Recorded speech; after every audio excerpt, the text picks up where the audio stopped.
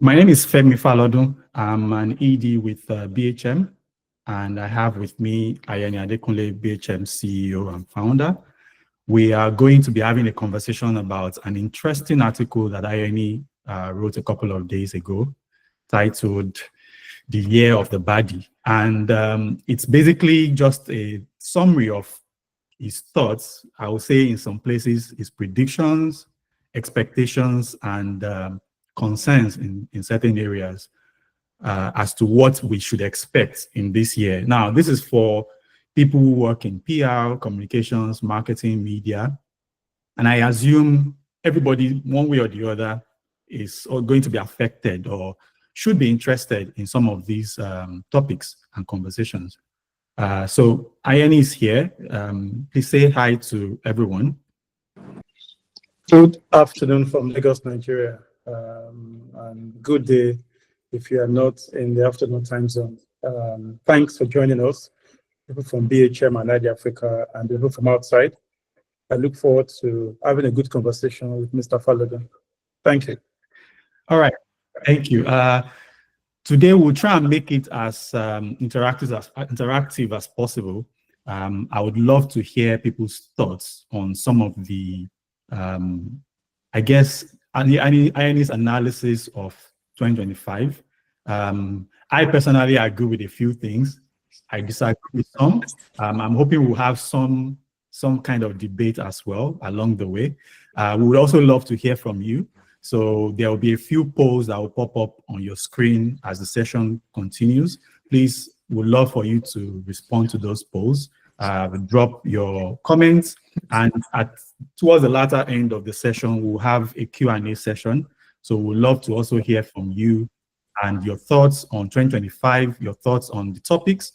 The agenda is up on the screen. We'll also be dropping it in the chat, so you can see some of the, and you can follow through on some of the conversations we're having.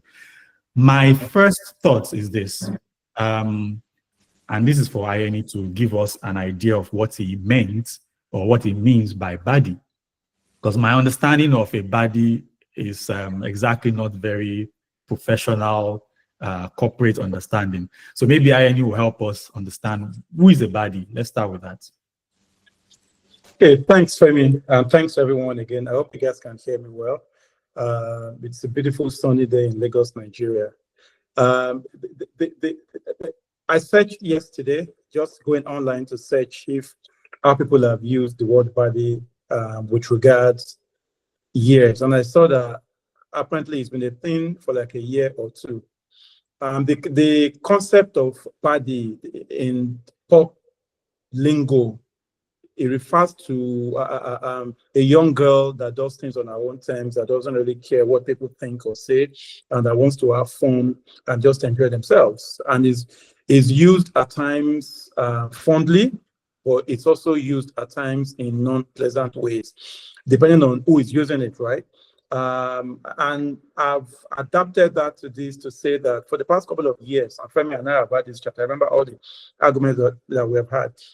In the past couple of years, it would seem to appear that increasingly the people who are not afraid to be badly behaved, to be controversial, to be sensational, to go against the grain, are getting more traction in an environment where media literacy continues to reduce and people's attention spans continue to reduce, and everyone has a phone on their hand and it appears like they are bored and they want to be engaged. So what would make them stop their scrolling and pay attention? So he will appear that people who have an agenda, for good or for bad, people who want to drive a certain kind of conversation, have hacked the system. Like they've realized that how do I get media coverage? How do I get share of mind and share of pocket and share of wallet without necessarily having the marketing budget of Coca-Cola? So from Nigeria, from Bobrisky and Portable and Melaye and the likes in Nigeria, to the Elon Musk in America and Donald Trump, and you find that it's not a new thing. It looks like we are just now putting a definition to something that has been with us almost forever, because now it's having the kind of impact that we would normally throw our noses at. Intellectuals like to think things will work in their own way, and we seem to use a textbook analogy to development. So now you're seeing the takeover of Twitter, which I call the Mosquification of Twitter. You are seeing people who are getting traction on Instagram. You are seeing, I forget his name now, the gentleman that does matchmaking for women and men on TikTok and Instagram, right? And you're a few of them, yeah, there's a Yoruba guy that is very condescending. I forget his name now. And you can see the level of engagement. But guys, if you go back to Fuji music of the past 20, 30 years ago, if you go back to the hip hop culture, so I'm just saying that it's all come together.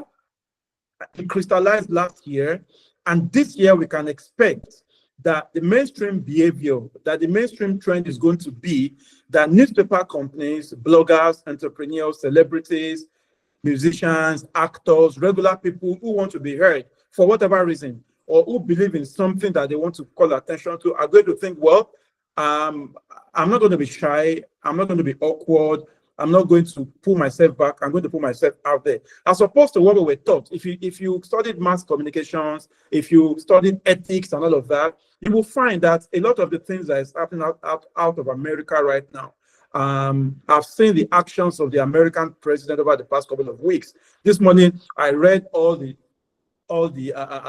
fines that is put on those associated with the International Criminal Court, and things you would swear were not politically correct. That, I think people, just to round up, I think leaders and celebrities and humans have always been badly behaved, but we've been taught that it's not acceptable to be seen or to appear that way. So the Bill Gates of the peak of his leadership of Microsoft may do a lot of the things that we criticize Mark Zuckerberg and Elon Musk for today. But you will see Microsoft communicate in corporate speak and say all of the right things. When Facebook was launched and they continued to grow, the message was we are uniting the world and connecting people with their families and so on. So we are trained to think and accept behavior in a certain way. But a certain crop of leaders are saying, no, I don't care about that. Fuck that. This is what I'm going to do. What are you going to do about it? And they've pushed envelope so much. And my fear concern, again, I'm just an observer. My fear is that they've pushed envelope so much, they appear to be succeeding so much that it's now become increasingly acceptable, from moving from tolerance to acceptance for leaders to really not really care what people think. So that's the appropriation of the Baddie word, and that's why I personally think that if something is not done, and if we continue with the trend that we are seeing, we're going to end up in a chaos that could be very, very, very disastrous for communities and companies and countries that don't have strong enough institutions. I think America is going to find itself and it's going to be fine and it's going to self-correct. I think countries like Britain and a couple of civilizations who are well advanced, who have 100 institutions that have been around for hundreds of years, they are most likely going to be fine. But I worry for Mali, I worry for Nigeria, I worry for Tanzania, right? I worry for places where we are still trying to deal with issues around feeding and security and employment and poverty. And now it looks as if people now want to exploit this this vulnerability in human beings' want for attention and engagement and all of that. So basically, being bad is paying off now. Unfortunately. Fortunately, and when the bad guys are in control, that becomes the aspiration. Everybody wants to be bad. But I'm rooting against the bad guys, but we'll get to that shortly. And you spoke a bit about the geopolitical issues and the drivers of this seemingly growing confidence in the art of being bad. And we'll speak to some of the issues later on. Now, the session will proceed from here. Now that we all kind of understand the context of the Baddie, there's a poll that should have gone out or should be going out now. I would like to understand our general, I guess, usefulness of the article. Now, the article speaks to a bunch of topics, but I would like to understand, based on our professional background, the areas of your work that you find most relevant, or the article, what part of it is most relevant to the to what you do for a living, to your work. That poll will go out. Please respond. We'll talk about some of the results later on, so we can have a conversation about that. We'll talk about the evolution of media and communications. I think Ayeni has referenced some of the changes we are observing real time. Some of them are not exactly just happening in 2024, 25. They've been creeping up over the past couple of years, due to technological change, due to new innovation here and there, and also due to social changes or changes in human behavior, really. Then after that, we'll speak about consumer behavior. Now that the changes in media and communications, how is this affecting how consumers behave? For those of us who work in marketing, who work in media and communications, who work on the agency side or on the client side, or who are just business people generally, how does this change people's buying behavior or attitude towards organizations, towards products and brands? We'll talk about that. Then the next discussion will be more macro. We'll look at the entire world, Africa, Nigeria, the UK, the US. No country is an island, really. And we're all connected or interconnected, interdependent. So we'll look at the geopolitical factors affecting some of these changes and what we should expect for 2025. After that, we'll then have a Q&A session with everyone on the call. All right, so let's start with changing media landscape. What do you see as some of the biggest shifts that we will experience or will see this year from the media, the way media works, or what we even consider as media in 2025? When in the first coming of President Trump, he kept talking about mainstream media. Sorry, I'm going to start counting. Maybe we should do a Trump count. How many times Trump is mentioned in this session? But sorry for disrupting you. Yeah, just to hear a lot of Trump and Musk today, unfortunately. In the first coming of President Trump, he spoke a lot about mainstream media.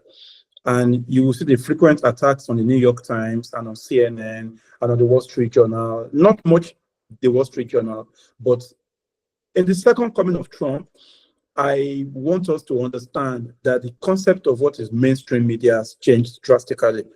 And we need to consider Twitter. I'll never call it X. We need to consider Twitter and Facebook and Instagram and WhatsApp and Substack and a lot of these technology-driven platforms as actual mainstream media platforms. I talk about Joe Rogan, right? And you saw the case study of how Trump's son convinced him to go on that show, and you saw the impact that that conversation, that appearance had on the male American, right? And you can come to Nigeria and look at all the podcasts.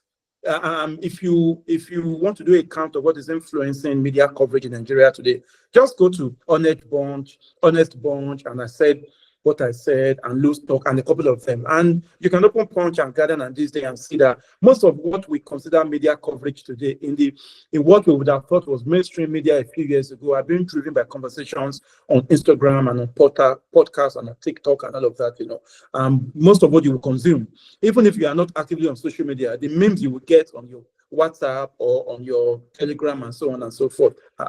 So what I find is that it seems as if we still have these expectations of traditional media, radio, TV, and print. Meanwhile, there's a new set of media platforms driving the narrative, influencing conversations, and actually impacting business and democracy, whether it's in Nigeria or it's in America. Now and that's at the ground level, where if you are planning media, if you are buying media, if you are trying to manage narratives, if you're advising clients, if you have calls to use media, you have to understand that the fact that Punch newspapers have been around for the past, God knows how many years, 70-something years or so, does not mean that they today have as much influence in Nigeria with an average age of 24, 25 years old than the Tunde Ednut and an Instablog. It will benefit us to understand the role that Punch would play today and the influence and impact that Punch will have, alongside the influence that Egungun would have, or that Oloritoba would have, or that Netenje would have, or that Arise TV would have, and so on and so forth. However, I have a fear, and that's why I mentioned that the social media platforms are shirk from responsibility. So the US laws allow them not to be held accountable, unlike print, for libel and all of that, because essentially they are saying, well, I'm just a gatekeeper, I'm just a platform, I am not the communicator, which is very, very tricky. You can see their impact if you go back to Cambridge Analytica and the influence that Facebook had on the last 2-3 elections in America and around the world. You can see, and then you can come back to last year and see the influence and the impact that Twitter had on the election in America. And you can see Facebook shifting now from fact-checking and so on, and say, now we're just going to put our hands off and we're going to go the way of Twitter in terms of community notes. If you put on the back of that the action last week and this week of the solution of US aid. So in the past couple of years, if you pay attention to it, a lot of media platforms on the African continent have been starting their own foundations. Almost every media platform that you see has a foundation. If you look at Ukraine and even the BBC Media Action. So there's a lot of funding media organizations around the world as one of the quote unquote US ways of trying to enable democracy and free speech and all of that. What I find is that as that funding is being pulled back, with it being pulled back, a lot of the soft power that America has, I think it will give us an opportunity. There will be short-term pains, a lot of short-term pains, because people have planned around this funding and this budget. I think it will give us an opportunity for those who have always suspected, who have always claimed, who have always said that this funding, on the back of them comes the soft power that Western governments and powers use to influence elections and businesses and governments and so on and so forth. My wish is that we will find a media business model that is truly paid for by the consumer, by the customer. Otherwise, what you find is that he who pays the piper dictates the tune, directly or indirectly. So you will find. Is the consumer willing to pay for media content? Is that something that will ever happen? So my view is that the consumer don't want to pay for anything. I don't want to pay. I'm sure you don't want to pay if you have a choice. We want everything, but we pay for airtime, we pay for food, we pay for water. Information is extremely, extremely important if you are trying to build a nation. If you go back to the history of America, right? So and in new and young democracies like Nigeria, or if you look across the Sahel, where there's a lot of issues around coups and government changes and military dictators and all of that, we want to be able to fund independent media that is driven by technology. So my view is not that we need more newspapers and more radio stations and more TV stations. My view is that we need to leverage technology. And this is 2025. Most of these things were not even possible 5 years ago, 3 years ago. With the wave of today's technology, it is cheaper, it is easier, it is more possible to build media organizations that are independent, that are decentralized, and that are powered by the people who want to see their countries in a certain way, not funded by politicians, not funded by foreign governments, and not funded by NGOs. This is not sustainable. So if you know how the NGO space works, you have to defend every funding, you have to apply for the next funding. So we've ended up in a position where most of what we call journalism is being driven by targets and an agenda to make sure that the next funding is secured. Take political, just to round up, take political. What you find even in the US, who still claim funding from an organization like USAID, is that they have a sustainable business model. Bloomberg, I pay $200 or £200 for Bloomberg per year. I'm not a fancy customer, but they have their terminals that they charge hundreds of thousands for. But you can see the mixed business model where a Bloomberg will almost certainly not be hijacked or not be at the mercy of one funder or one customer. So I think that going forward, if we want to measure the impact of media, we should do three things. Don't focus only on radio and TV. We need to recognize the significance of media, which I call today's mainstream media. And on top of that, now you can measure print and radio and TV if you want. And of course, you can measure Twitter and IG and co. There's a lot of work going on. What influences democracy the most? What influences user and consumer behavior the most? What, in my view, triggers citizen action the most? Oftentimes are not even measurable. They are on WhatsApp groups and Facebook communities and on Telegram and Signal in places where you cannot even measure. That is as mainstream as it gets, right? And they provide tools and resources for organizing that no print paper could ever do, that no TV station could ever do. So I think as we approach work for our clients or for governments or for principals and all of that, we have to take a step back and say, how does a 30-year-old youth behave today in any part of the world? What would their average day look like? What is smartphone penetration? What is internet penetration? What is behavior like? And we can use that to map how we communicate in such a way that we are not talking to echo chambers and that we are not measuring just how pushed out information is being received, that we can actually measure what has happened after that information has been pushed out based on influence, based on sentiment, and based on the actions that we want.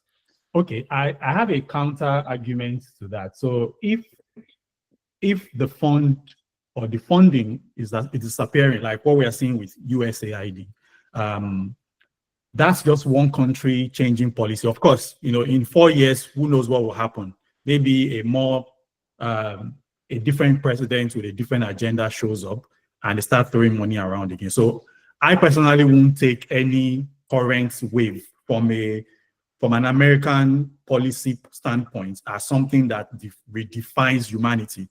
A 4-year period is probably just a tiny drop in the ocean of our existence.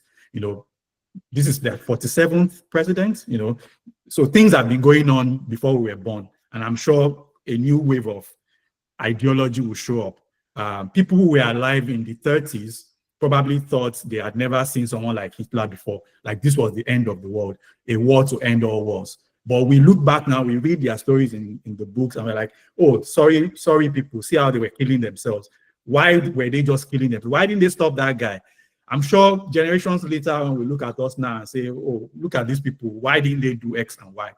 So my own view is typically to just consider each event that we are observing, especially the geopolitical shifts that are affecting media, affecting what is true, even like what is truth. In school, they will teach you that there's an objective truth, scientific theory. They will say you can prove that something is true and not true. There's nothing like my truth, your truth. There's one truth. But now we live in a world where do people even care about what is true? People just want to be entertained, right? So my concern is, if we say that media needs, of course, to run a media business, to have independent media, you need money, you need cash, you need capital. And right now, capital lies in the hands of individuals. And that's why somebody is buying up the supposed global, what's it called now? Is it marketplace? Not marketplace. Well, town hall, right? I think that's what we call Twitter. Yeah, somebody buys it and totally shifts the ideological position. The loudest voices on that platform are now of a certain mindset, majority. It wasn't so a few years ago. It was towards another direction. So what that tells me is we really can't escape that control. In Nigeria, the most powerful people control the media, whether directly or indirectly. In America, the most mature democracy in the world, they do. In certain countries like China, maybe they don't even have that much media freedom. So is it not a lost cause? Do we still be dreaming about this utopia of free media, of where everybody's got a voice? What if the majority is wrong? What if the majority feels slavery is cool and slavery should come back, and the majority controls the biggest voice? Do we just go where the majority goes? So I have a lot more questions than answers. So I guess I'll just sit down and watch and observe. But let me the conversation. Okay. So I hold the view that the reason why I want us to pay attention to the Baddie concept is that people who understand it, who are applying it, are going to determine the direction that civilization goes. And I agree that civilization, we are here for just a minute. We think we are very important. We think everything starts and ends with us. But in another 50, 60, 70 years, there's likely nobody on this call that will probably still be alive, right? Yeah. So it's just a minute, really, right? So the reason why I think it's important for us to pay attention to the concept. When we were in school, when we were kids, there was a book that that most people would rather not read, or most people will read. It's called The Art of Seduction. It's Robert Greene, right? It's a bad boy. Yeah, very, very interesting book. And I read it. And my girlfriend at the time asked me, why was I reading that demonic book? I said, well, I'm not trying to seduce anybody, but I want to know when somebody is using it on me. And I was serious. I was a kid, right? So my view is, most people would have sworn that Hillary Clinton would have won the election that she lost to Trump. Most people would have sworn after January 6th that it was over for Donald Trump. This guy was kicked off Twitter, kicked off Facebook, and so on and so forth. Most people would have sworn that Elon Musk doesn't know what he's doing and is going to get into trouble. My view is that if you are going to run media, or if you are going to, like most people on this call, if you are going to advise governments and business leaders, if you are going to do any work that requires mobilization of minds and sentiments and all of that, you have to understand this concept that Femi broke down in such a way that you can understand how to avoid it or where it's being used. I think things can be used for good and for bad. My view is that people have decoded how to capture attention. So you can be bad, right? So if you want to be heard, I'll give you an example. One of my favorite tweeters right now, Derek Guy, who is a very awesome guy, who tweets about fashion and clothes and all of that, you know. And everybody will warn you, don't go after him, because if he comes after you, he's going to finish you. It's not toxic, it's not, you know, it's not evil. Yes, yes. So you want to understand what's happening in the brains of Elon Musk. Why Bobrisky is who he is, why Chief Cubana Priest has as much media attention and coverage and share of mind as much as Burna Boy, who is an extremely talented and successful and very, very remarkable artist. You want to know the concept behind so that you can apply it to the work that you do. My view is that people who are going to succeed in democracy going forward, businesses that will get your money and so on and so forth. So the role that the media has to play is the same role. You know how churches now, most people are moving from traditional churches and old churches to all the cool churches. All my nieces, all my nephews, they love church again. They love going to church, but they want Pastor Aaron. They want this. Is it just a simple? Is it just a simple? To me, it's just a simple answer. People just want to be entertained. People forget, and I don't want this to be about Trump. It's really not about Trump. But I think because people always refer to him and Musk and certain people and the power they hold over the media, forgetting that this guy literally was one of the most successful entertainers and TV personalities in the world for decades. He's a master of audience. He could be as successful a comedian as Chris Rock, my favorite comedian, in terms of making people laugh. He was that guy. He wasn't a riffraff. That doesn't make him a genius on human rights or a genius on global policy making or whatever. You know, he's just an entertainer, and the world wants to be entertained above all else. People care more about what is interesting and entertaining than what is true, than what is right or wrong. Every example you've given in Nigeria, outside of Nigeria, one thing runs through all of them: entertainment. You know, it's like the Yoruba adage that, permit me to say Yoruba here, meaning it is fun to watch madness. People just love the mad, and the mad is the bad, like we're saying. The baddies are entertaining. Whether the entertainment is crude or it's wholesome like Derek Guys, or it's Hollywood, that's why Hollywood stars will always be big. That's why people will love musicians. That's why pop culture probably will save Nigeria's economy, will save Nigeria's future. That's like the best thing we have going for us. So for me, I think the common thread in what you've said and what we are seeing is maybe at the heart of it all, brands just have to be more entertaining. Governments have to be more entertaining. If you are trying to drive, churches have to be more entertaining. The biggest Sunday in my church is the praise day, where it's almost like a party and people dance and it's just singing and dancing. Not the prayer time, not the worship time, is the dancing and singing. Why is that? Why is that? So I think it's just human nature to be entertained. But I wanted us to move forward a bit and speak to speaking of media and how media is changing, we now have a new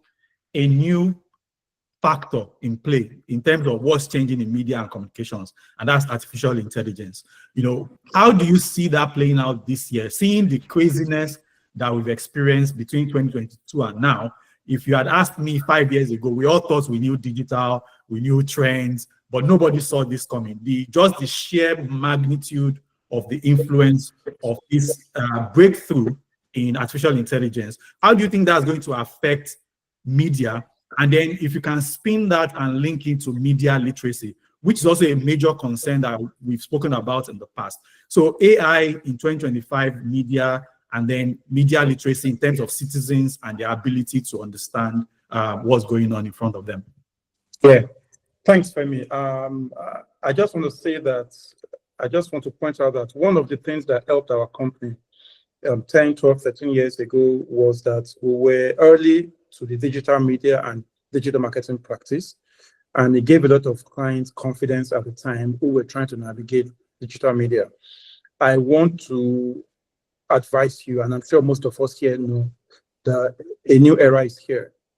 And if you are not already neck deep in it, if you're not already immersed in it, if you are not, no matter what, whether you're an accountant, or you are a journalist, or a blogger, or a writer, or a consultant, or a lawyer, if you are not already obsessed with artificial intelligence, at least generative AI, people also, we need to also bring it home. I'm not saying go and start doing Python. No, right. At least generative AI, yes. Yeah. If you're not already obsessed over it, then I'm sorry, you are 200 years late. It is transforming what we do and how we work. If you work in a newsroom, if you work for companies like BHM and ID Africa, if you run reporting or you run research like SBM Intelligence, what I need to say to you is that all the tools that you need to do in 4 hours what you would have done in 40 hours is just lying around you, follow.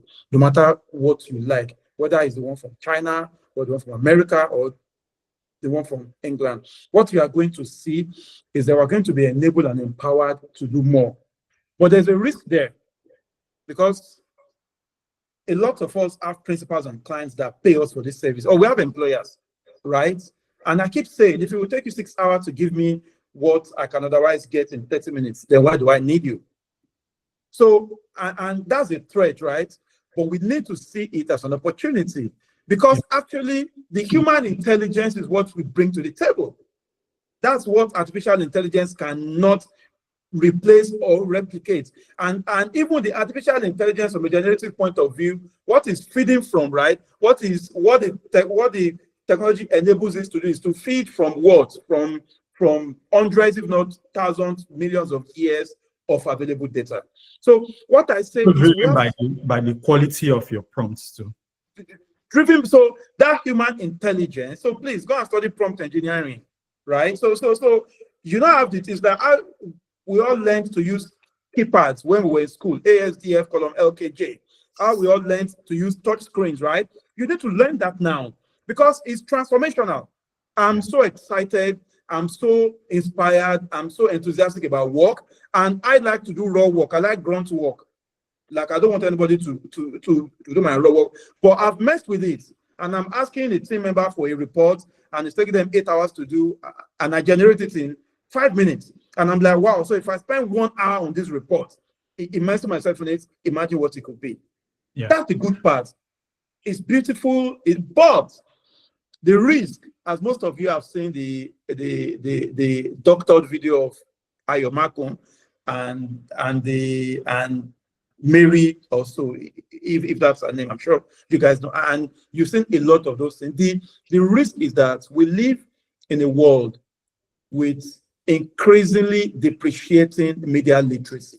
If you have grandparents and mother-in-laws and father-in-laws, old people in your life, I'm sure you are tired of all the podcasts that they send to you. They will tell you what it was up. The material I saw it on was up. Google, Google, you know.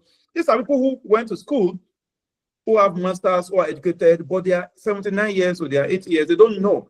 They think once it's on the internet, it's a fact.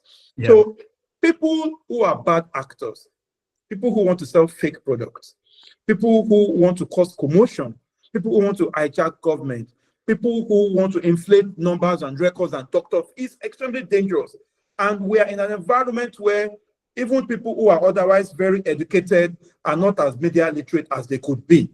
And people know that, governments know that, big businesses know that, big tech knows that. So you have to balance the opportunity with the risk. I think that and I think regulation will change with time, where the technology companies are being made to be held accountable for what happens on their platforms. But regulation is always playing catch up with innovation. Unfortunately, and that is good and bad, right? It's good because otherwise it will stifle innovation. It's bad because things could go really, really bad. And then most people who are saddled with regulation are probably not also early adopters or even as aware of the technology that they're trying to regulate. So I have chosen to be so versed in what is happening so I can use it for my work, so I can detect it when it's being used for bad, and so I can show my clients and my partners how to use it for good and how to know when it's being used for bad. However, I have also decided, and I encourage everybody working in media and community to also be deliberate about building communities and building influence within your circles. So, because true story, we are in a time where any random person on this call can have a community of 250 people that listen to them every time that they speak. Not on social media, not on Twitter, not on Facebook. The tools we have in our hands, right? We've never had those kind of tools. So I'm saying, and I think you said this, I mean, maybe we should stop expecting government and regulation to fix what can be fixed in cells, because eventually government could catch up. But what you find is that the vast majority of people have smartphones, they have internet connectivity. And you're going to see what happened in Israel or in Gaza, where the Israeli government activated pagers, right? And yes, and you saw what happened. That's what you're going to see. We've never lived in a time when it's been very easy to push a button and cause commotion and cause havoc and cause damage. So my decision is to focus on the good and to keep learning and adopt very early, so I can understand the risk. And I think as PR people, as advertising people, as media people, as business leaders, as people who advise business leaders, and so on and so forth, we really, really, really, really, really need to be on top of it. Now, again, I say this, I'm not as worried about Europe and America as I am about some parts of Asia and a lot of Africa, because we're just trying to, yes, we're just trying to get democracy right. Our businesses are not as resilient. Our people are struggling. But therein also lies the opportunity.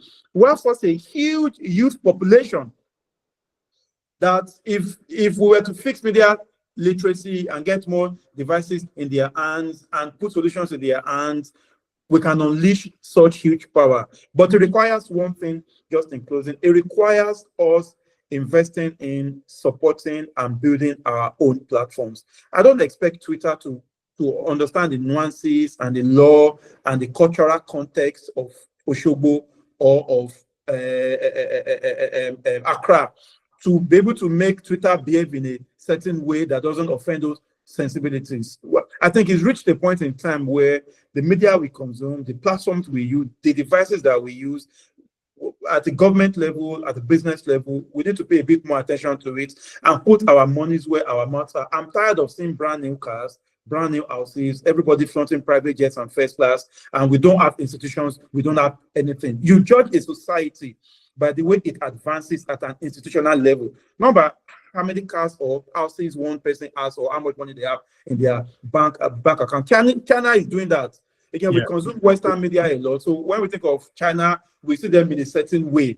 But you can see them building their own operating system. You can see them, and they start by copying. But they understand the impact of building their own communities and their own tools and their own platforms to shape their own societies the way they want to shape it.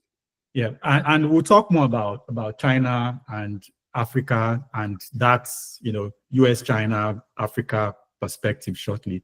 You also said some things both in the previous conversation and this one about innovation. There's a saying that I've read in a few places that America innovates, China imitates, and Europe is it legislates or regulates. But whether that's true or not, I think China has proven the naysayers wrong with the level of innovation and advancement. And I think if America does choose to pull back from influencing the world in the right way, there's an opportunity for China. And only can imagine how that goes. But I want to wrap up this conversation about media and communications. How many of us saw the Coca-Cola Christmas ad for 2024? It was, this is something Coca-Cola has been doing since maybe 1991, 95, where every year you look forward to their Christmas ad. It's like the highlight, it's like the Super Bowl of Christmas ads in the world of advertising. There's a poll that's going on now. We'd like to hear your thoughts in terms of the impact of artificial intelligence and the adoption by big business globally. There are some crazy numbers I saw recently about investments in AI. In fact, within the marketing industry, I think something of around $106 billion is what the AI in marketing market, meaning the market of marketing and communications. This is the worth of artificial intelligence investment in that sector. And that's ridiculous. And we can only imagine what all the big players are going to be doing. But what does that then mean for practice? Because if a big brand like that is going to make their flagship ad for the year fully AI generated. Now, the feedback was horrible. I was still looking at the YouTube comments, very negative. But then, speaking of the year of the Baddie, what is negative sentiment? Anyways, people were talking about it. People were watching it to criticize it. So maybe the job was done just by the anger and riling up. It's almost like a strategic rile up that people do now. But again, I want to move on because we have a few more things to discuss and we have limited time.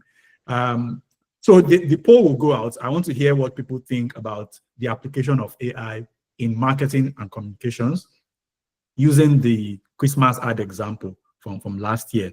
Let's move forward and discuss consumer behavior and what's changing in terms of how people consume, what people want to pay for, and all of that.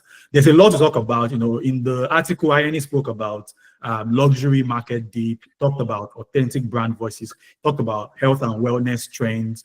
I want us to focus on one so that we can then move on. That's in terms of authenticity and trust and brand voices. Who do people trust now? You've talked about the individual media platforms, the Joe Rogans and the rest of them. And I have a counter argument that people just want to be entertained more than they care about the truth. But if we're able to peel beyond that layer of reactions, comments, likes, views, and all of that, at the level of trust, let's think of trust in terms of when it comes to life and death, when it comes to your body, your children, your family, things are really, when people go into their closets and have to make decisions. I'll give you a further example. I think political choices, whether in America or Nigeria, I think it's as much popularity contest as anything. I think people just vote for the most popular human. And when people have to make much more deliberate decisions, for example, choosing which doctor injects your child, I think at that point, the questions are different. We saw during COVID how people ended up risking their lives, taking bleach, doing some crazy stuff because of what they saw on social media. We see recently young people doing crazy stuff, jumping off bridges, doing life-risking, taking risks with their life, just take the perfect selfie. People die taking selfies. It's difficult for me to even wrap my head around. So I'm saying that how influential can brand voices, when I say brand voices, I mean the voices that influence our decisions and our thoughts as humans, how influential can they be, and who do people trust at the level of life and death when they need to make the most critical life decisions? What are your thoughts on that, and what do you see happening in 2025? Okay, in 2014, it feels like yesterday, but it's almost 11 years ago, we ran a campaign at BHM, very controversial campaign, that PR is dead. Yeah.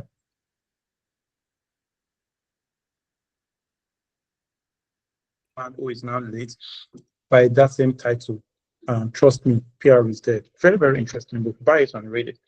And what we were trying to say then that was eventually understood was that PR as you know it is dead. I like to also say that brand and marketing and media as you know it is dead. Dead. And the moment we understand why is that's the moment that we can answer Femi's question intelligently. People don't trust anybody. They are not prioritizing the medical doctor that they're taking their kids to because they trust that doctor.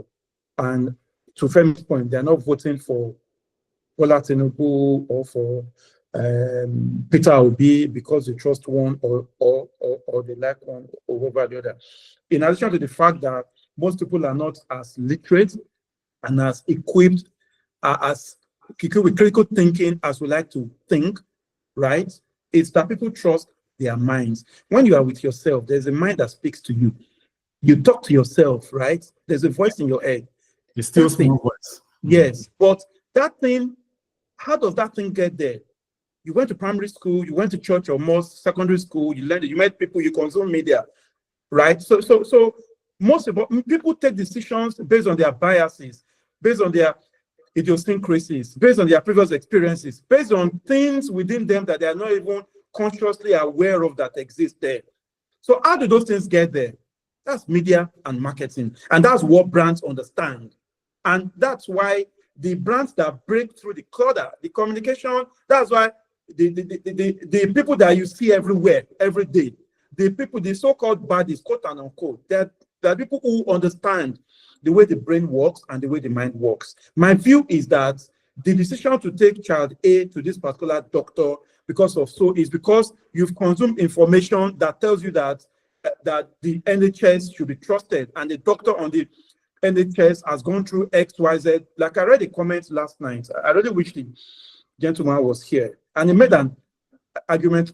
He did an Instagram slidegram saying that every time he sees a podcast that appears stupid, everyone says they should increase the price of podcast equipment. And that seems to presuppose that, okay, so those who now have money to buy podcasts are smart. Is it not that? Barrier to entry. Yes. And I was saying, no, that people are just dumb at the end of the day. So it starts with understanding what people consume, how their minds are shaped, what their biases. If you are a Christian, the way you approach alcohol and parties and dressing and personal interaction is different from if you were Muslim, right? If you were a black man from New York, right? The way you approach fashion and music and culture and food is different from if you're a white lady from France, from the south of France, and so on and so forth. So people trust themselves. But that mind, that trust that they've built is years, if not decades, of influence from parents, right? Yeah. Who raised you and who has told you, we don't do this in this family, we don't believe in this, we don't do that. From church, from school, and then from what you consume. So after a while, there's a mix in your mind saying to you, okay, don't poison people, it's a crime, you will go to jail, right? There is something in you saying, eventually, people who survive and who escape the manipulation are those who are, and I think they are probably less than 1%, are those who are aware enough, who are critical enough to question even their own thoughts and their own thinking and their own beliefs. But most people, you are talking about the woke. Yes, that's the original meaning of being woke. Yes, the good meaning, right? So, but most people get influenced by, my friend is doing this, let's go and do it. All this thing is cool. There are people who literally will take decisions concerning where they live, what industries they go to work in, because friend A thinks so, or because they consume media that say that. People read fictitious novels and watch movies. Like, let me give you a concluding example. We grew up, well, I can speak for myself. I grew up in the Michael, consuming American rap. Michael is one of the most posh sections of That's fake news. I said it on Google Meets. It's true. And it has to be true. It has to be true. And we consumed New York and California rap. And I could recite the lyrics of Dr. Dre and Snoop Dogg and Tupac and B.I.G. and all of them from back to back. And we thought we were thugs, you know, and Thug Life was cool and all of that, you know. And we also watched American movies that would glorify the FBI and the CIA and make the Russians, anytime you see anybody doing bad, they are not full-blooded Americans, they are not whites. They have to be from Middle East and so on. And we believe those things, right? Eastern Europe, yeah. And guys, there are billions of people around the world who still owe that to be a fact. And that's where, what do you trust? Who do you trust? People who can't be bothered or are not as educated, as enlightened, or whose bias requires them, encourages them to believe that. So my view is trust is so important to the work that we do because we have a responsibility to objectivity and to trust and all of that. But even though you act with trust and you communicate with trust, what consumers choose to believe depends on their biases. That voice in their head that says, no, alcohol is a sin, alcohol is bad. No, if you smoke cigarette, you're going to have a cancer. Oh, shisha is better than that. All of that. Oh, you've got an MBA. Oh, you have to japa. Like, think. There are a lot of people who got on the japa wave or who moved into banking when banking was cool or who moved into startup just because it was a thing to do. So it's worth studying. It's worth understanding further. But what I just know is that you are right. You are so remarkably right, Femi, to say oftentimes what is available, what is popular, what is cool is what people subscribe to, which means we have to be deliberate in making what we believe is good for democracy, for business, for the economy, for humans. We have to be deliberate in making it cool. Great. And we are all, at the end of the day, just a combination of all our experiences, all that we've consumed, all the content, all the influences that we've passed through up until today. And then we make decisions based on all of that. Okay, interesting. Meaning that those who shape the world will grab as much media power as they can to tell the right stories, to influence people, not for today, but for generations to come. And that's interesting. And I think it's one of the key takeaways from here. There's a poll that should go out about now, should have gone out. We want to understand how everyone on this call, how we think in terms of trust, you know, social media influencers versus newspaper journalists.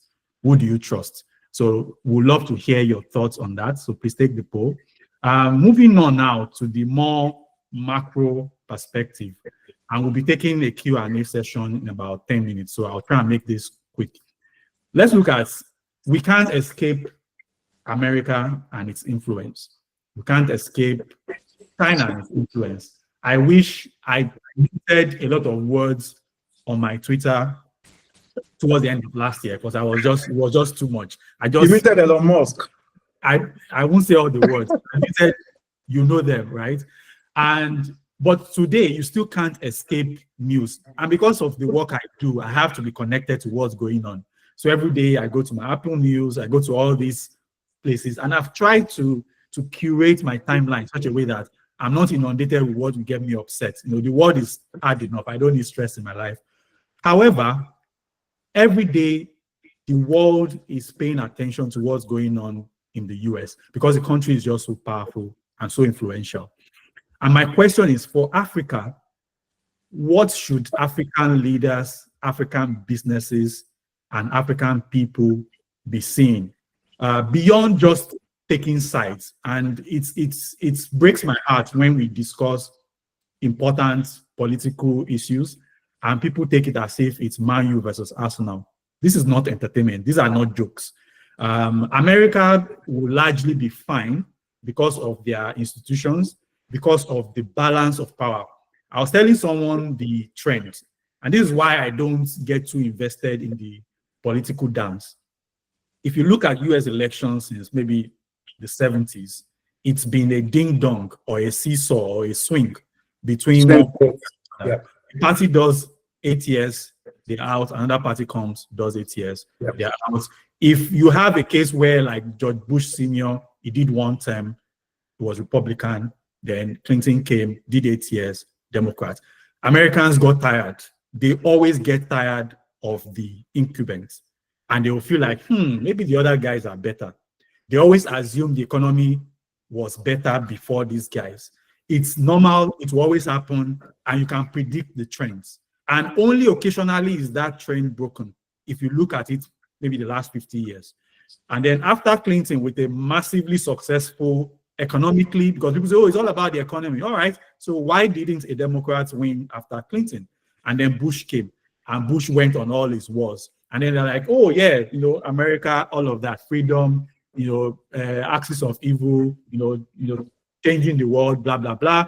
And then they got tired of him. Oh, this guy has done too many wars. We don't want wars anymore. They kicked him out. Then Obama, young, cool, yes, we can. They loved him. He did all the DEI, gay marriage, all the things that were considered a bit leftist. People were on for it. And then they got tired, like, oh, no, this is too much. We're tired now. We need something new. How far right can we go? Oh, that guy is saying all the opposite. Go with him. Then I think we made a mistake. We're done with this guy. Let's get back to regular programming. And we went with Biden. Like, okay. Economy was better before this guy. Let's go back to the old guy. I think that's just the analysis. No matter every other factor is playing in it. But the question is, I'm sorry, I just needed to get that out. I've been waiting for a platform to say my mind. But now back to Africa, where majority of the people on this call are from and where we are from. What should we be thinking now? If the US is withdrawing aid from USAID, if they are sanctioning ICC, and everybody was championing South Africa, they were championing the ICC thing, and now Trump, with all the power and might, is going after them. And then Gaza, there were a lot of Muslim Americans who voted Trump, and now he's saying what they really want to do with Gaza. And people are like, oh my God, we can't believe it, ethnic cleansing. And I'm like, duh, what did you expect? Didn't you know that was what they've been saying since?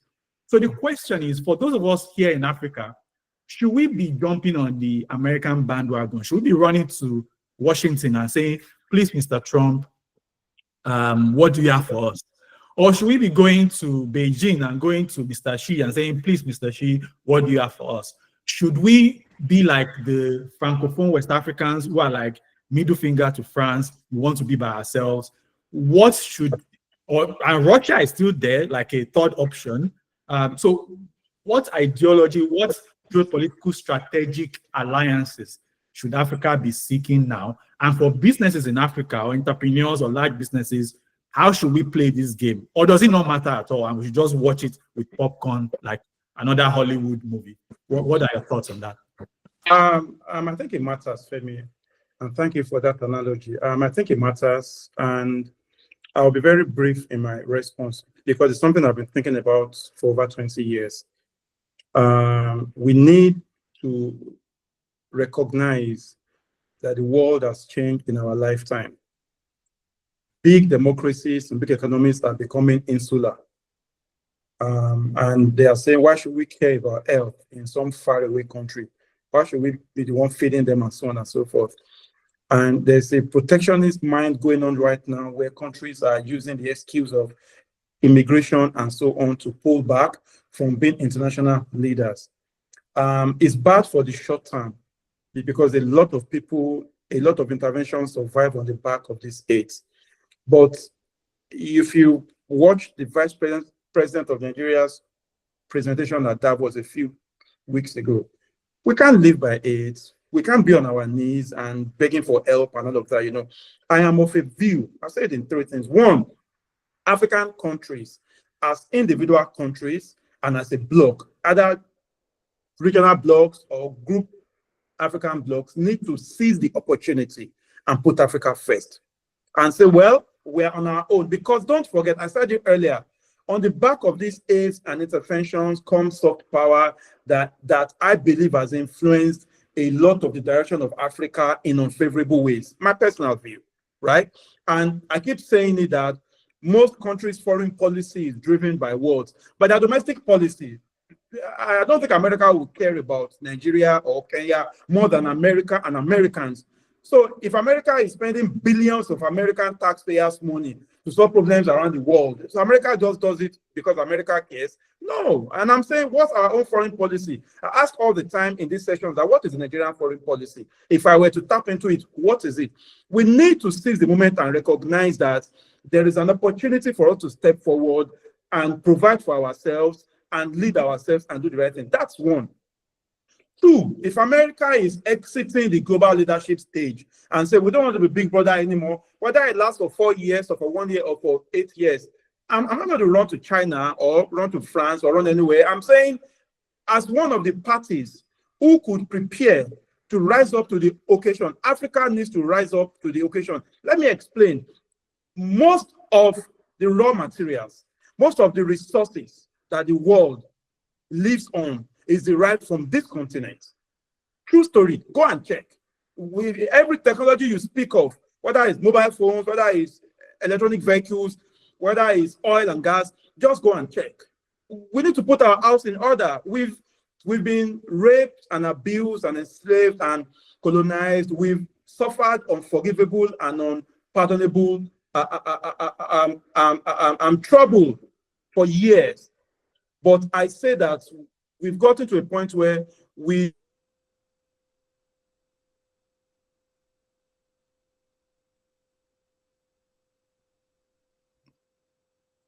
All right. I think Ayeni's network, I don't want to say because it's in Africa, but right. So his internet is frozen. I'm sure he's going to get back. In the meantime, there's a poll that I want us to also respond to. It's who's better for Africa, US or China? I also like us to respond to that poll. So that will go up shortly. So please, let's look at that.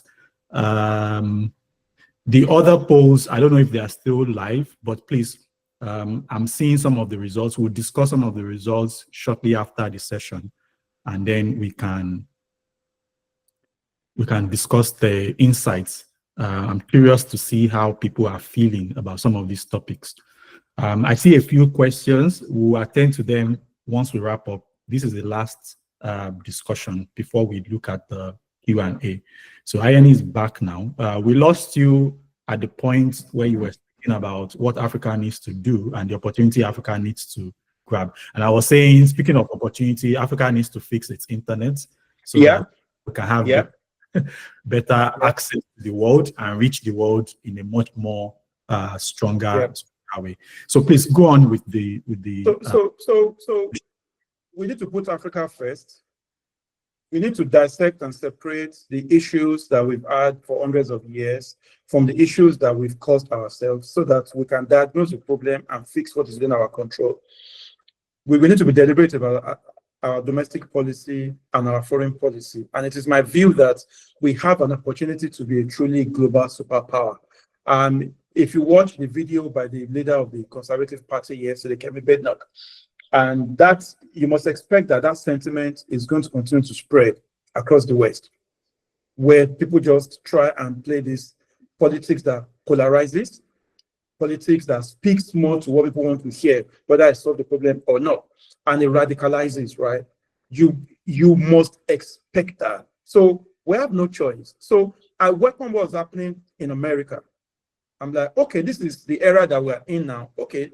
And as someone said, the opportunity then lies in who will pick up that baton. I wish that Nigeria will pick it up for Nigeria and Nigerians. I wish that South Africa will pick it up for South Africa and South Africans.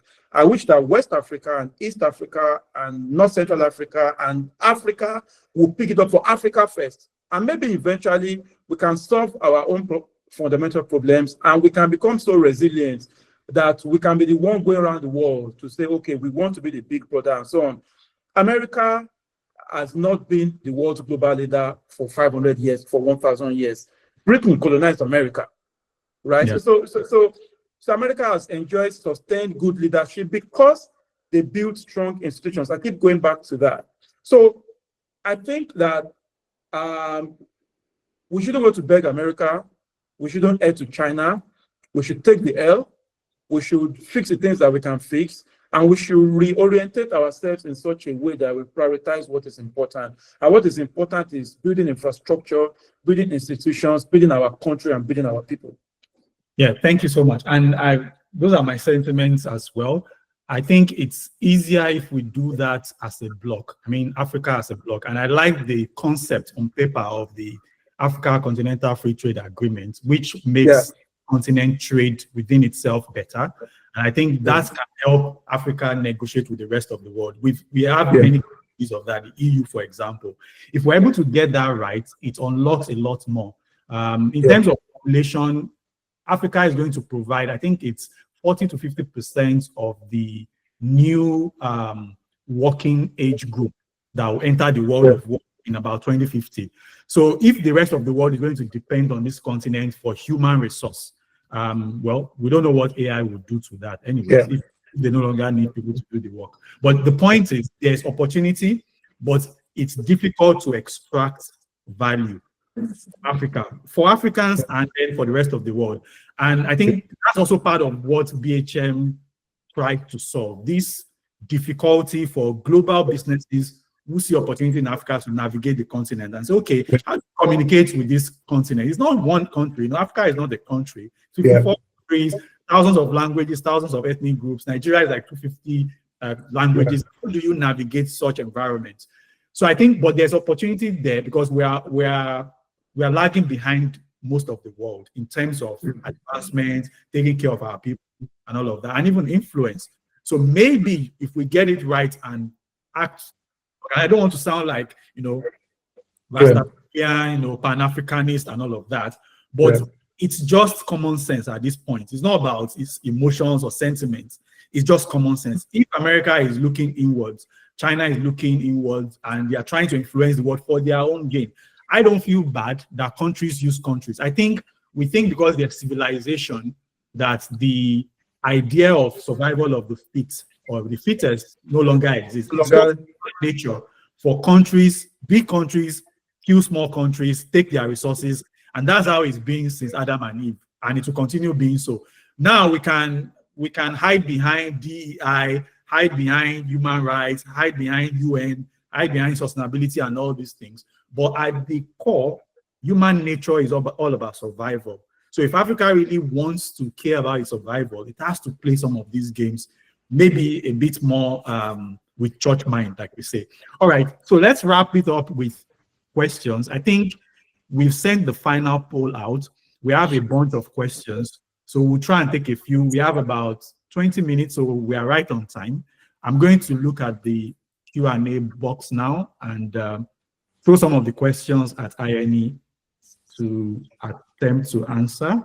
Give me a second now. The first one from Emmanuel. Emmanuel says, should we be concerned that the mainstream media has a form of political leaning? By this, I mean media houses having to lean toward the left or right, liberalism, conservatism. This is in the context of America. Because in Nigeria, I don't think we have ideologies at all. It's just our ideology is, let me not say it, but our political system is not. I'm sure this person is speaking to maybe America and to an extent, the UK too. So should we be concerned that the so-called mainstream media, including some of the new media, they also have their leanings. Everybody knows what Joe Rogan thinks. Everybody knows what Paula Daddy leans. We know where these powerful voices lean, and the ones that don't lean anywhere just want to have fun, like Kai Senat and co. They don't care about elections and all that nonsense. But hey, to Emmanuel's question, should we be concerned at all by political leaning media, or is it just the nature of the world? What do you think? I think media organizations should take a stand around issues and policies that matter to the people, and based on the stand you take on that, already suggest where you lean, right? What I find is people sort of seeming to bully media platforms when they do take a stand. American media has a culture that is centuries old, I think, of media organizations saying we believe in XYZ. As a result of that, we are supporting person A or party A. That's one. Two, you find that the people consume particular media based on their own interest. You know the guys that read the FT, you know the guys that read the Times, you know the Fox News guy, you know the CNN guy at the end of the day. So ideology-wise, I don't think we should be concerned. What we should be concerned is if people hide behind media entrepreneurship or media ownership to push ideologies, or if people don't declare their ideologies and they are manipulating, which is where the lines are blurred. I respect Joe Rogan.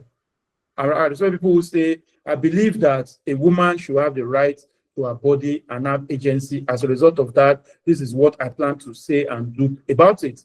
I respect that more than to be pulling strings behind the scenes. But because of wokeness and because of cancel culture, you find that people now mean one thing. Wokeness is not a bad thing, though, but that's another. Well, yes. So people now mean one thing, but they now say something else because they don't want to get cancelled, quote and unquote.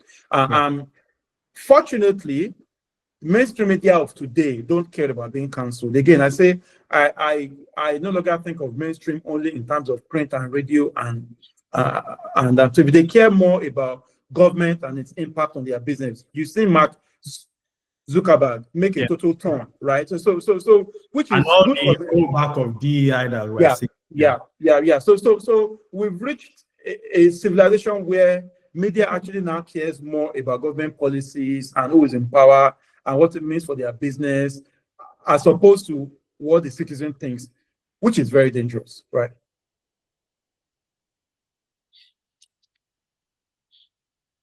You are muted, Femi.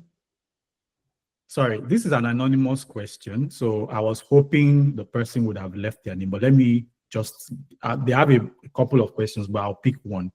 Based on these conversations on the changing landscape, should ethics that guide our work change? Speaking of comms people now and people in media, should spin, for example, still be frowned upon? Should wrong still be wrong? Shouldn't we be taking charge of the negative realms as well to show professionalism? So I guess they're asking, what is true, what is ethical? Should the rules guiding the ethics of our trade change? Should we start rethinking what is right or wrong? Because 5 years ago, AI was great. It was good for humanity. Today, it's like a dirty word. When I spent a lot of time on Twitter, especially Black American Twitter, because of the hip hop background and all of that. And wokeness was a good thing. It was like saying you are how they say conscious rapper. The concept of the conscious rapper, someone who is well-versed, who's educated, who's enlightened, who is aware of what's going on in the world, who is self-aware and aware about their surroundings. That's woke. It was about, don't sleep. Like Nigeria would say, G Mason, don't sleep, wake up. That was where wokeness, I stay woke. And now, it's now a dirty word. Again, media manipulation and changing the meaning of words. So now it's almost like, that's a dirty thing. So the question is, for comms people and people in media, do ethics still matter? And who writes those rules now? What are your thoughts on that? We have a couple of questions, so I'll try and limit this to about a minute. I think ethics still matter. And I don't think there's an argument around what's good or what is bad. And the old Netflix policy of just be good, right? I think that was even Google. It was the concept was just be good. Yes, don't be evil. So I don't think we can argue whether it's okay to still. They removed it eventually. Yes. Again, back to woke and cancel culture. Okay. So I think ethics are clear, and my guidance always is to ask yourself what is morally correct, what is ethically correct, and what is legally correct.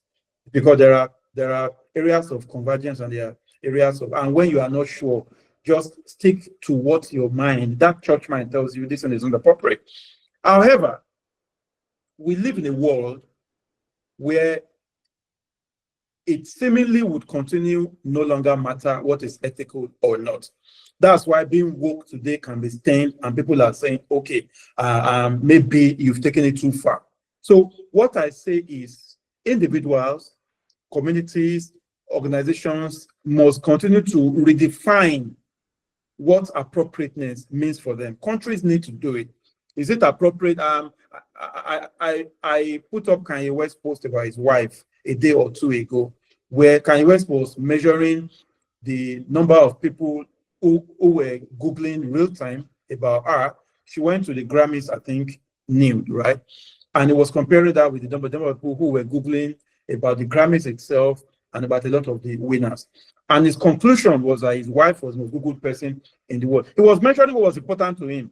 I can go deeper and measure sentiments, because it's not just enough for Google to index 14 billion people that are searching about you. What are they saying about you? But for Kanye West and his system, from a priority perspective, what was important to him was to act the culture. And a few hours after that, he started putting out his commercial stuff, his Yeezy stuff, and all of that. So organizations must know how far they don't want to push the envelope. What is Elon Musk regularly, typically post fake news up till yesterday. If you go and check his timeline, you can tell that he doesn't care if it's true or if it is false. He puts it forward as long as it helps him advance his own cause. And as we said, Femi, I don't know. I don't know whether in 10, 20 years' time, we will find out that Peter Thiel and Elon Musk and Donald Trump and co were right and we were wrong. However, facts don't change. Protecting vulnerable people, right? Equality.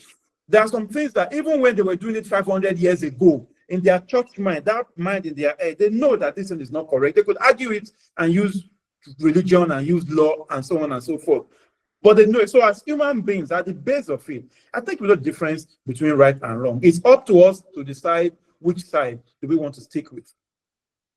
Interesting. I'm sure the debate will keep raging on, what is true, what is right, what is wrong, and how it changes from person to person. In the old days, maybe media was trusted to be the voice of truth. And everybody goes to the media and says, oh, we have a debate here, like the parable or story of Solomon and the two women that had babies, one that slept on her baby and died, and they were claiming a child. For those who don't know the story, for those who are Bible scholars, we probably are aware of this.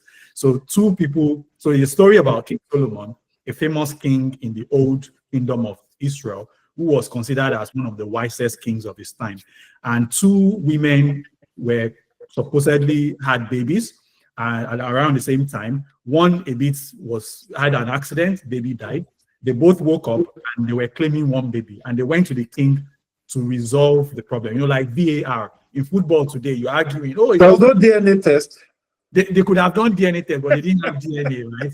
They didn't have DNA test. Quick and Walton, I think those are their names. I forgot my biochemistry now.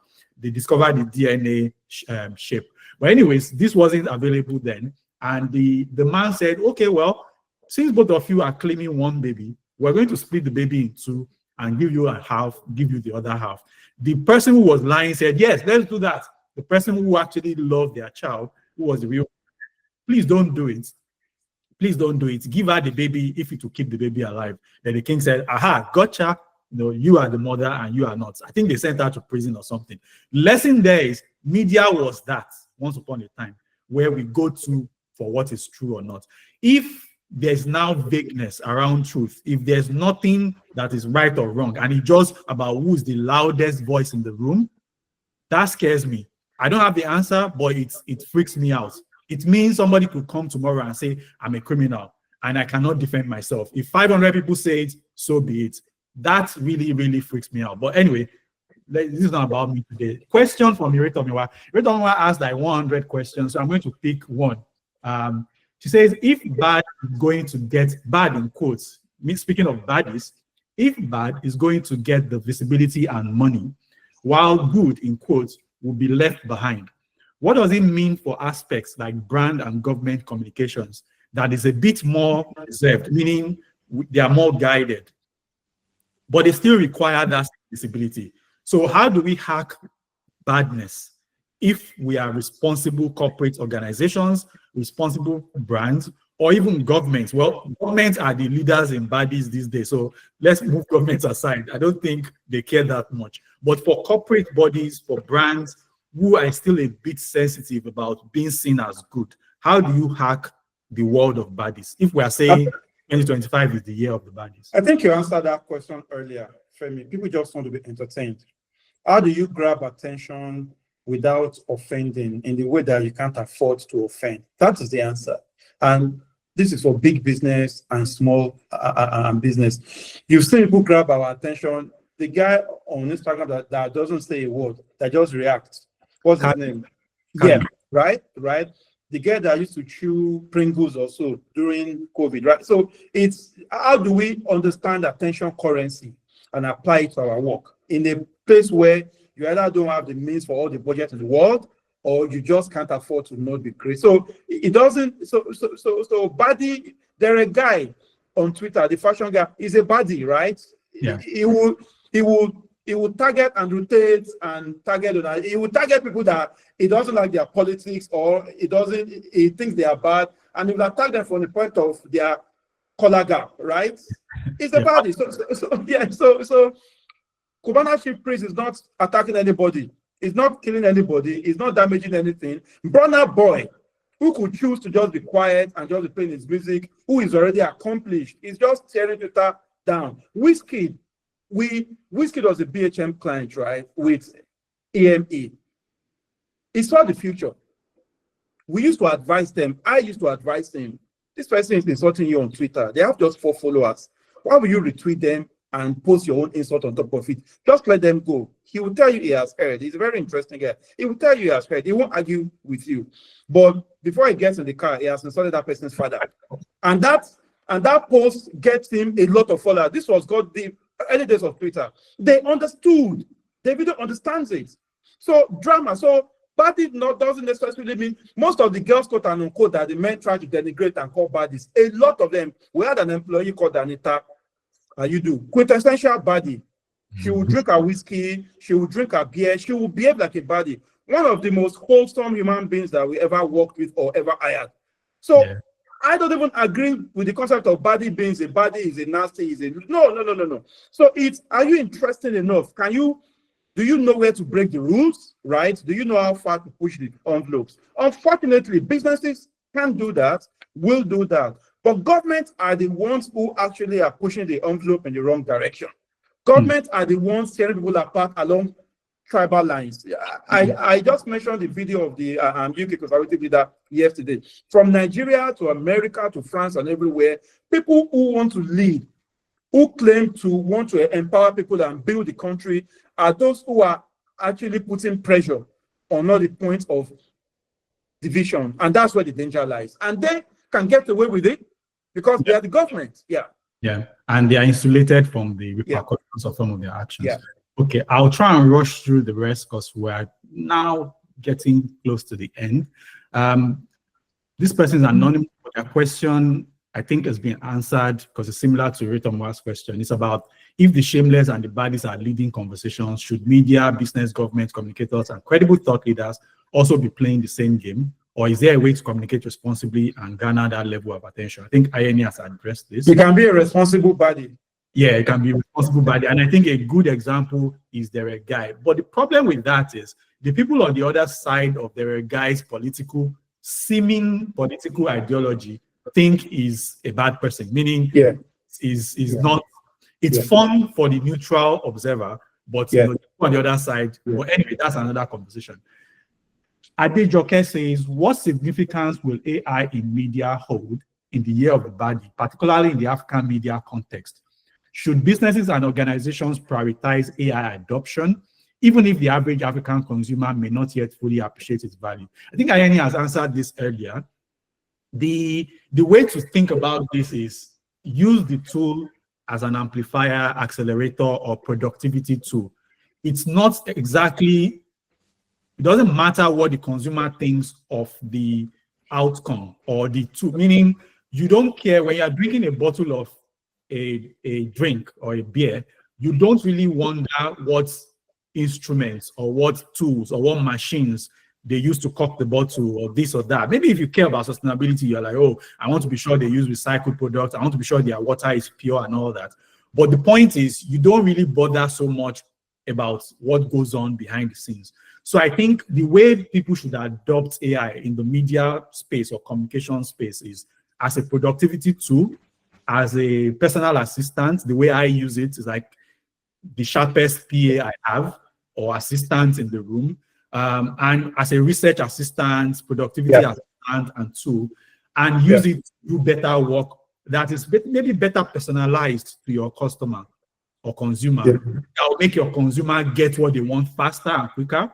Or you do it like TikTok and get them addicted to you, you know. So it's a tool, and I don't think the consumer needs to know what is behind or what is happening in the kitchen. Just serve them the meal, and as long as they're happy, all good. That's how I would put it from a point of view of adoption, right? From a business standpoint. I hope I've answered the question. Moving on quickly, Anonymous says, will the international community allow Africa grow itself? What do you think, Ayeni? It's an agenda against us. It shouldn't be a zero-sum game. The growth of China and America and Africa should not be either or. But I said earlier, a country's foreign policy is often influenced by its domestic policy. Countries want resources. The president of America has sworn that it will protect Americans. So if there's gold somewhere in Venezuela, or if there's oil somewhere in Akubene, and this country people needs that oil, he has to do what he has to do. I'm sorry, the good, the bad, and the ugly, to make sure that that oil gets there. If you look at the oil and gas space, America has oil, but they have something called shale. It's more expensive to refine and so on and so forth. They want your oil. So America has designed a system that makes sure that it's in the good books of most countries. They see them as an enabler, as a friend, as a partner. China is doing the same now. France did the same for so many years. So it is us as Africa that needs to design what is important to us. Do we want our people to get education from abroad and come back home? What's our domestic policy? What's our foreign policy? What does winning mean to us? And to not expect that our partners all around the world will just take it hook, line, and sinker. There are soft wars, there are hard wars, there are cold wars, there are actual wars. There is diplomacy. The concept of diplomacy means that, okay, let's agree here. Let's fight here. I will give you this, take that. The West, they do it very, very well. Right? So even a lot of the US-China engagement to me just looks like dance. It looks like Man U versus Man City. It's really that deep. They are not trying to destroy each other, but they are just competing. It's just competition. Okay, great. So Africa needs to get in that space where we then prioritize our needs and play the game in that context. Okay. Tiaran says, is the rise of Baddie culture, I like that, and hyper-individualism in 2025 empowering audiences, or is it making consumers more susceptible to manipulation by brands and influencers? I think it's a bit of both, right? I think it's both. It's empowering. We've reached an age. We were speaking with the MTN CEO, Dr. Cherola, I think it was last year, and he said something that we have entered the content creator economy. This whole thing, if you pay attention to OnlyFans, we disrespect OnlyFans a lot because of quote unquote. I don't pay attention to OnlyFans. We believe you. Not at all. So this whole development will empower the creator economy in such a way that almost every human being that wants to make money. My younger brother lives somewhere in Leicester. He's a care worker or something. He's not a media guy. I called him on his birthday last year. He couldn't pick my call. When he called back, he said, please don't be annoyed. I was on TikTok live. I said, wait, why? He said he made £300. So that's the good part. It's going to accelerate that.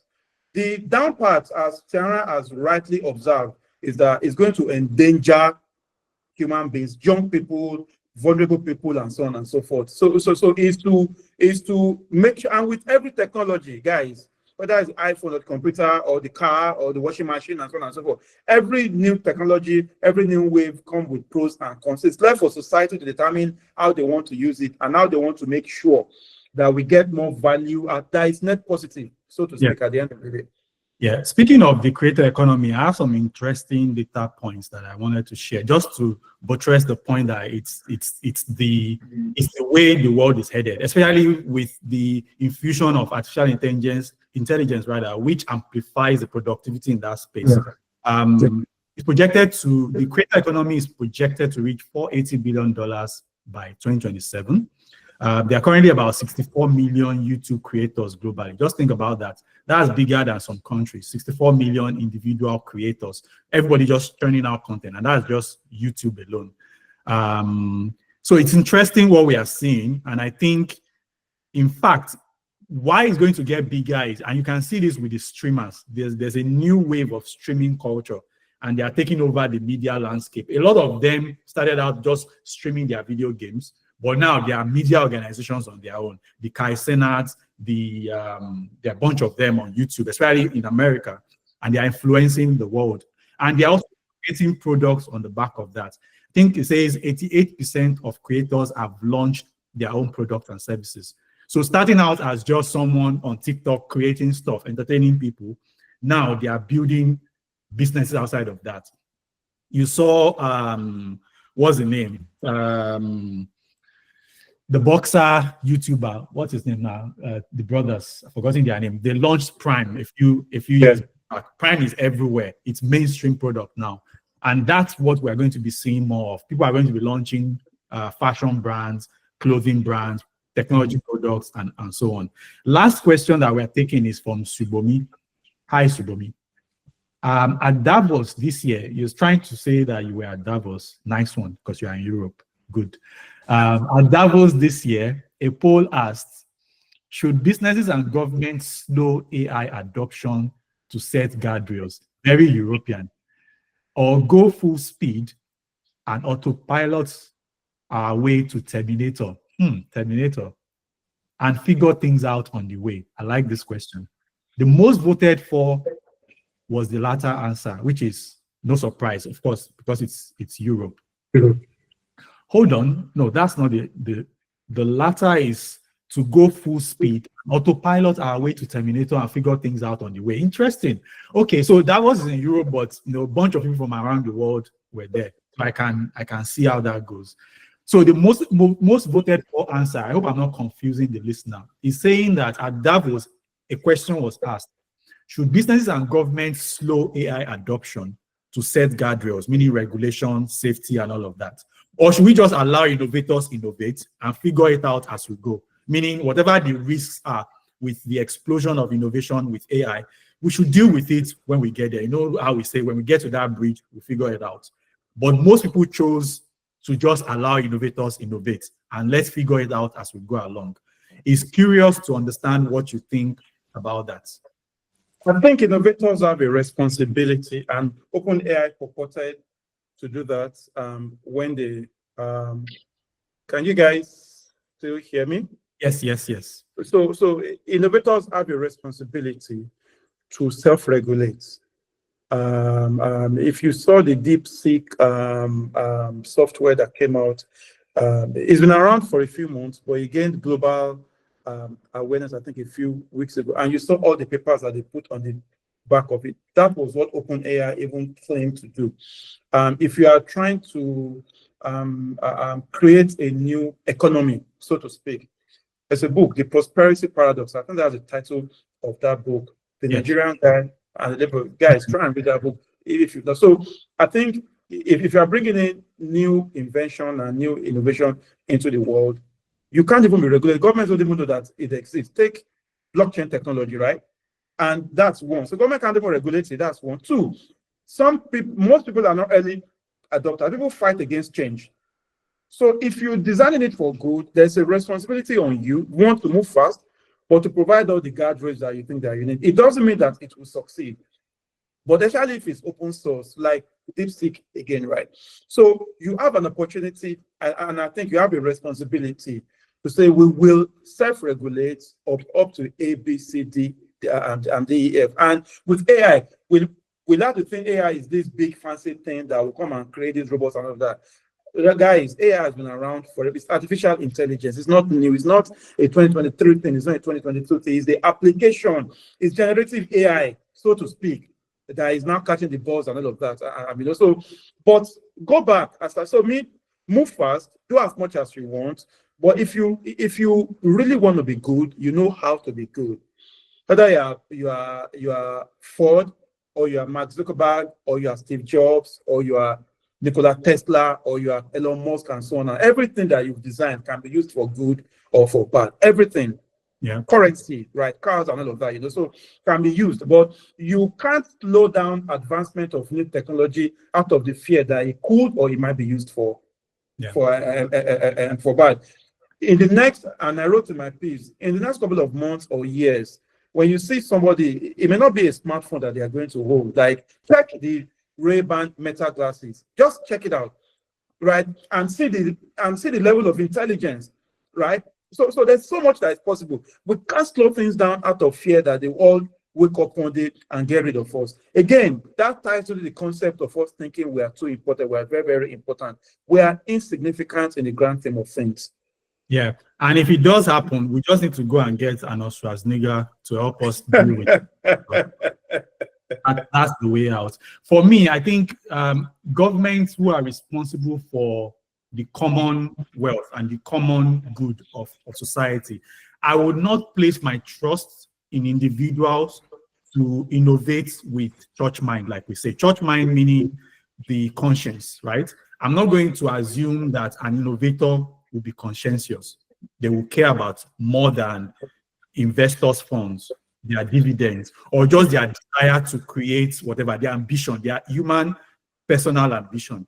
I would trust more. I think that's exactly why there's government.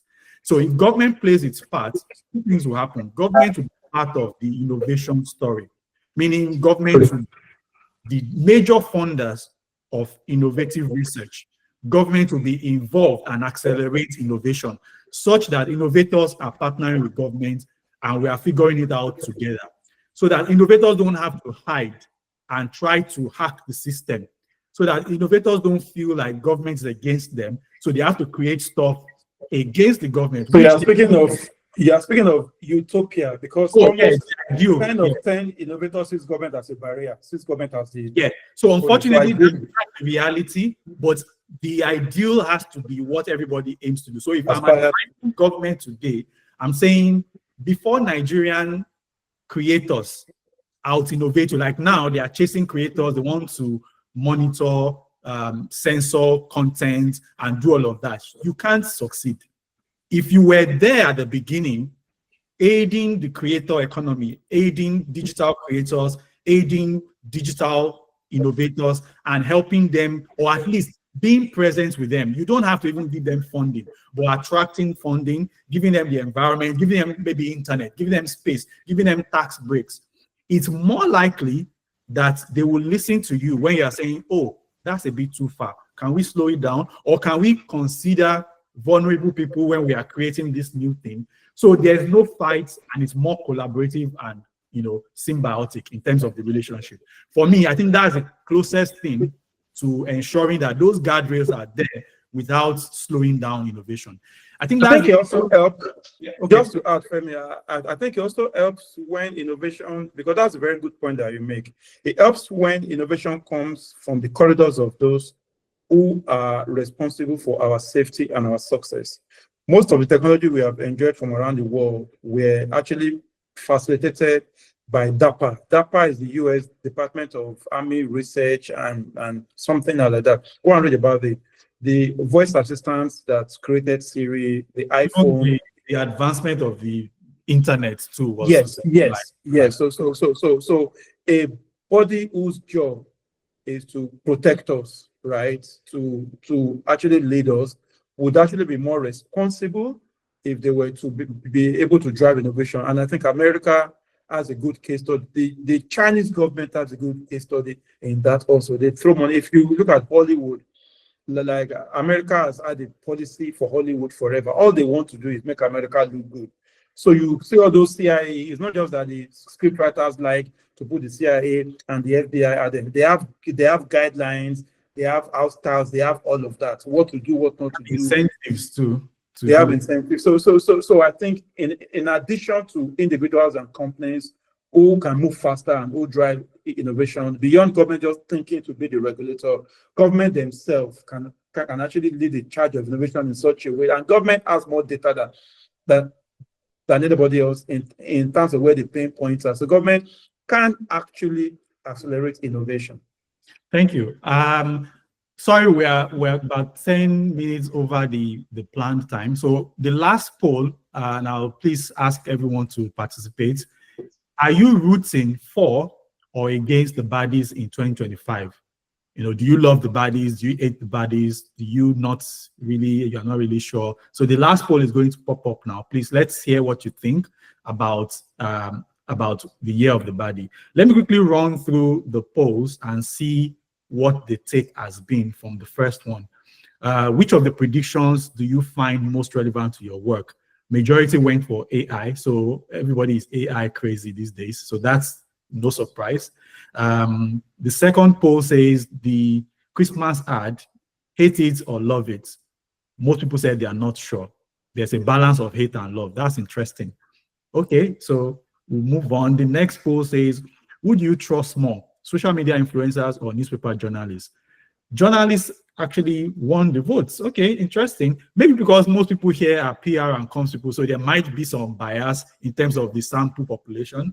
So, but you know, it's interesting to see that we trust the media still here. Okay.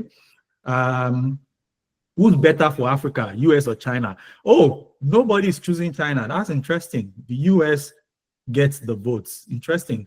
60% of the votes says US. 2 people say not so sure.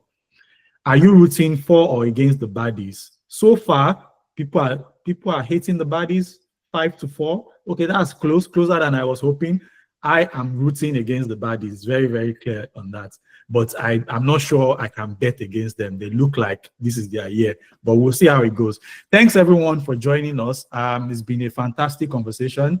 I hope we get to do this often. And thank you for joining, sparing almost 2 hours of your work day to join us. I wish we could take more questions. I wish we had more time, but you know, we have to go back to work and pay the bills. Thanks everyone. You will get maybe some updates from us on the next session. My name is Femi Falodun. You've been speaking with Ayeni Adekunle. Thanks everyone, and thanks to the team that put this together. We appreciate you. See you next time, and have a wonderful 2025. Please keep the conversation going. We are on LinkedIn, Twitter, wherever you find us. You can keep it going, and we'll see you next time. Thank you, everyone. Bye. Bye. Bye.